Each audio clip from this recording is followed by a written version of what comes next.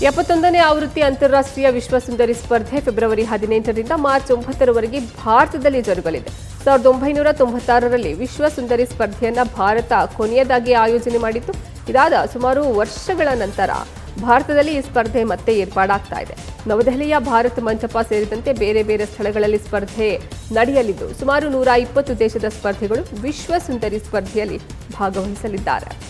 71ನೇ ಆವೃತ್ತಿ ಅಂತಾರಾಷ್ಟ್ರೀಯ ವಿಶ್ವ ಸುಂದರಿ ಸ್ಪರ್ಧೆ ಫೆಬ್ರವರಿ 18ರಿಂದ ಮಾರ್ಚ್ 9ರವರೆಗೆ ಭಾರತದಲ್ಲಿ ಜರುಗಲಿದೆ. 1996ರಲ್ಲಿ ವಿಶ್ವ ಸುಂದರಿ ಸ್ಪರ್ಧೆಯನ್ನ ಭಾರತ ಕೊನೆಯದಾಗಿ ಆಯೋಜನೆ ಮಾಡಿತ್ತು. ಇದಾದ ಸುಮಾರು ವರ್ಷಗಳ ನಂತರ ಭಾರತದಲ್ಲಿ ಈ ಸ್ಪರ್ಧೆ ಮತ್ತೆ ಏರ್ಪಾಡಾಗ್ತಾ ಇದೆ. ನವದೆಹಲಿಯ ಭಾರತ್ ಮಂಟಪ ಸೇರಿದಂತೆ ಬೇರೆ ಬೇರೆ ಸ್ಥಳಗಳಲ್ಲಿ ಸ್ಪರ್ಧೆ ನಡೆಯಲಿದ್ದು ಸುಮಾರು 120 ದೇಶದ ಸ್ಪರ್ಧಿಗಳು ವಿಶ್ವ ಸುಂದರಿ ಸ್ಪರ್ಧೆಯಲ್ಲಿ ಭಾಗವಹಿಸಲಿದ್ದಾರೆ. ನ್ಯೂಸ್ ಫಸ್ಟ್ ನಿರ್ಭೀತಿಯಿಂದ ನಿಮ್ಮ ಪರವಾಗಿ.